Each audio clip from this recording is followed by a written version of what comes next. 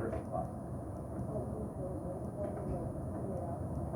Eventually, but that would be a problem when they said the storm surge happens. That salt water comes, and then gets your aquifer filled with salt water and fresh. That doesn't happen.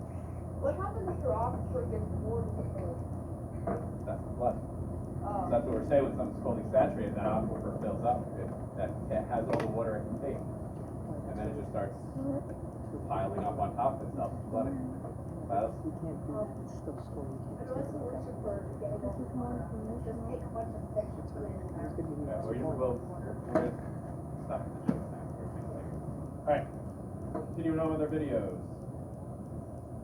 Hurricane Katrina brought a storm surge and heavy rains, flooding most of the city of New Orleans and causing terrible destruction. But not all of New Orleans flooded. Why were some parts saved from the flooding? It turns out the flooding caused by hurricanes depends on more than just the amount of rain and the size of the storm surge. It also depends on the shape of the land. For example, the first places to flood during a hurricane are the places closest to the ocean. Ocean water from a storm surge can flood the land near the shore and flood buildings if they aren't raised up on stilts. Places farther from the shore aren't as likely to get flooded by the ocean's storm surge because they're higher up. We say they're higher elevation, meaning they're higher up from the surface level of the ocean. In New Orleans, all the areas close to the coast flooded. But this place marked in yellow didn't flood because it's pretty high up. It has a high elevation, and it's far from the ocean coast. But now wait, what about this place here? This part of New Orleans is on the north side of the city, far from the ocean, and yet this part flooded. Why do you think that is? Well, what else do you notice? Notice that it's next to something else. There's a lake up there and a river going through the city. Think of all the rain a hurricane drops. That rain starts to fill lakes, rivers, and canals. And with enough rain, all of those things will overflow. That makes the areas near the lakes, rivers, and canals the next most likely places to flood, after the places on the ocean coast. So in the case of New Orleans, the ocean storm surge came from this direction, quickly flooding all of the low areas on the coast. Then the rain came, filling up the lakes, rivers, and canals throughout the city. Many of the canals had barriers around them, called levees, which are walls made of concrete and soil.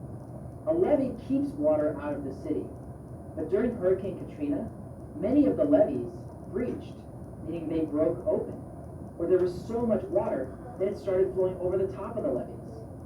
In this picture, taken from a plane high above the city, the levee on the left side of this canal has broken. A boat actually smashed into the levee during the storm, creating a hole where water could rush out. Water then spilled into the city. In order to see where all that water went, we need to look at the shape of the land. You know that water flows from high places to low places. Places that are low elevation get more flooded because water naturally flows downhill and collects there, just like puddles forming in a low spot. Now, during Hurricane Katrina, you might expect that water would flow out of New Orleans towards the ocean, since the ocean and coastline are low elevation. But that's not what happened. Instead, water stayed in the city. That's because New Orleans is a very low elevation city. The land is actually below the level of the ocean in some places.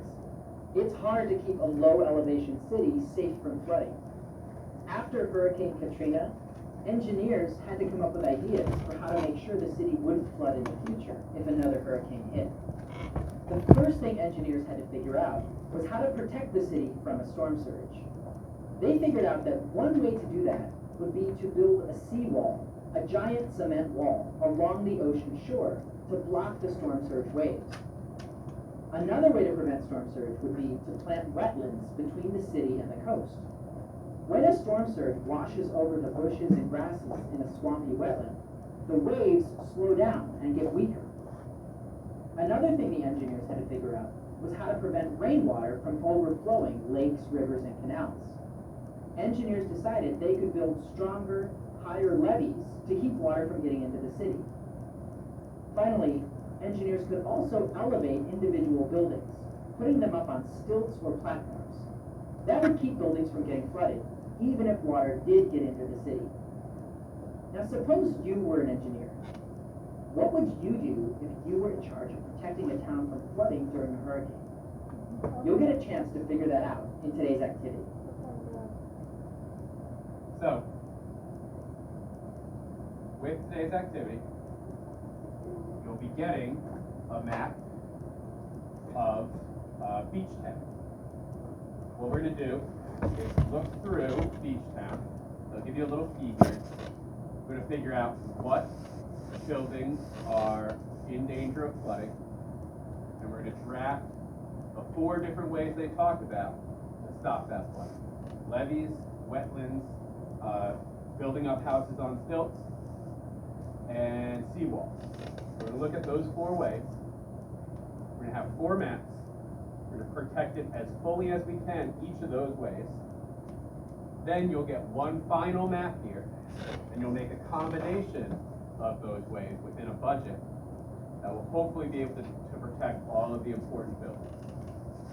So you'll see that you can't do it all, because it's going to be very expensive to do it all. So you got to figure out which ways are going to protect those buildings the best you can and keep within your budget.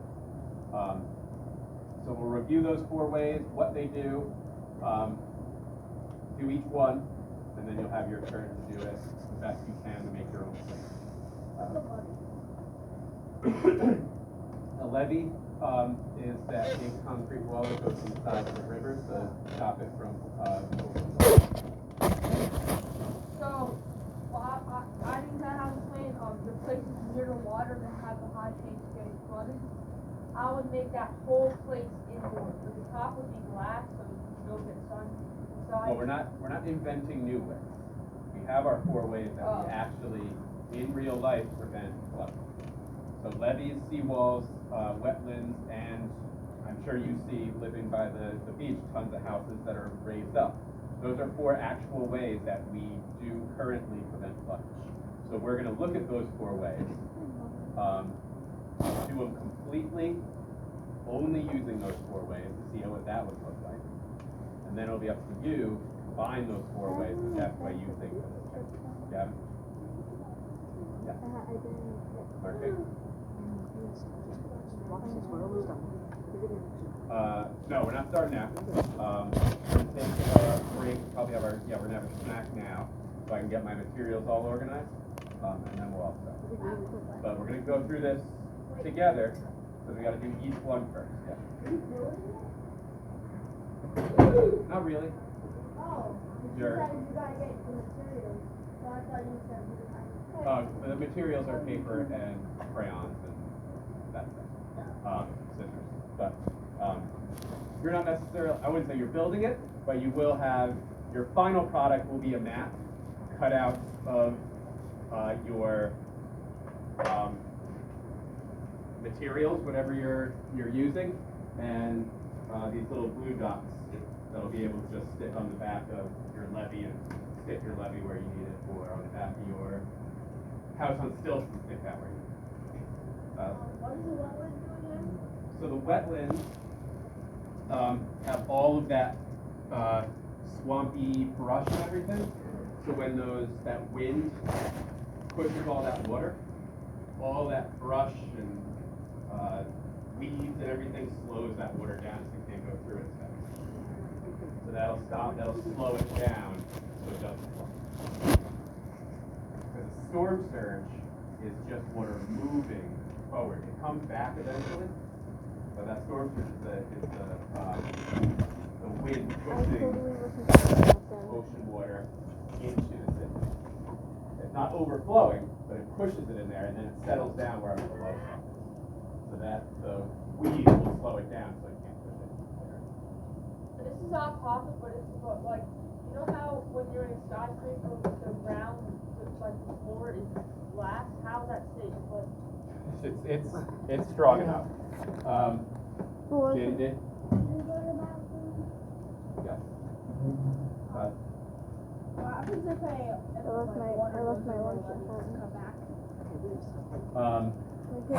They have I bought to, my it'll popcorn and evaporate everything. soon enough, but My food. that's what happened in parts of New Orleans. With parts of New Orleans, it spilled over the tops of the levees, but they showed you that video that the levee broke too. Alright, what you need to do, fill out your Science 1 section of your supplement.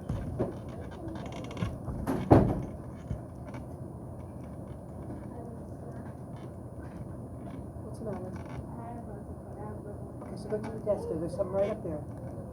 Look at either Miss Alexander's or mine, there should be pencils sticking out.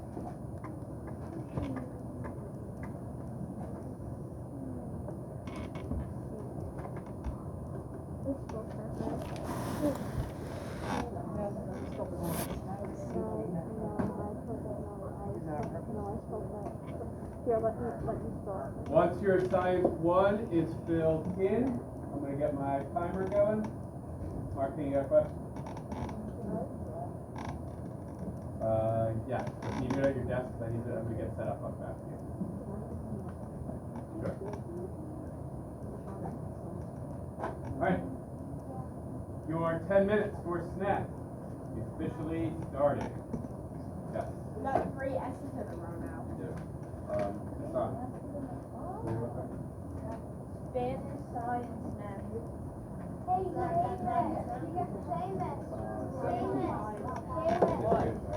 What?